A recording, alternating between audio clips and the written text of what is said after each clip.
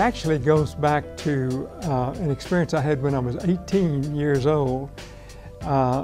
In Waco, I just graduated from high school, and the largest tornado that ever hit Texas came right through the middle of Waco. And I happened to be on the scene within 2 or 3 minutes after it hit, and I formed a small team of 6 or 8 people, and we began working. And the experience I had there, which was so phenomenal, how people work together in this seamless way as a single intelligence. I had never experienced that before. And I swore up and down that someday I would find a way to recreate this for others without a crisis. And that was the origin of it, and that was the inspiration of it.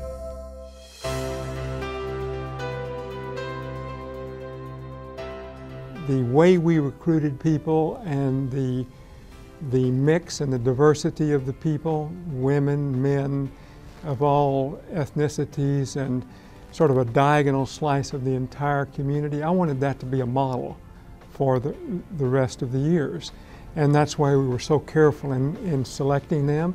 And I went out and had interviews and had 3 and 4 hour conversations before we selected them.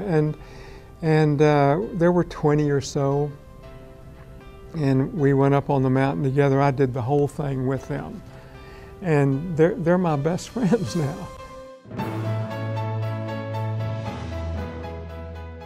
The connection between the leaders of these various entities, religion, education, business, and how these people cross lines and help one another. And it could not happen otherwise. They wouldn't know one another. It's just remarkable, really. It's the people. And we had, I was fortunate enough to have 18 of the greatest thinkers in America at the time, thinkers in leadership development, come together and help co-create this curriculum. They were commanding figures in their own fields.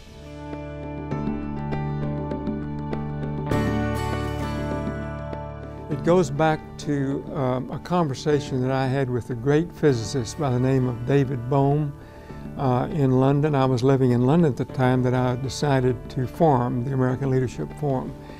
And I had read something about his work, and he was kind enough to meet with me, and I spent over almost a whole day with him there. And I put it to him, I said, I was in this tornado that I mentioned earlier, where these people worked as this unbelievably connected group of people. I said, I want to recreate that without the crisis. What happened there? And he said, he was very formal, he said, Mr. Jaworski, when the people were in the wake of that crisis and they had to perform, the boundaries between all these people just collapsed, the self-imposed boundaries. And he said, you can do the same thing in Houston and in these other chapters. I said, well, Dr. Bohm, how can I do that? What's the secret sauce? And he put his arms around me as I was walking out the door, and he said, well, that's for you to figure out. And I started thinking, how am I going to do this? And in a flash, it hit me. I had this aha moment.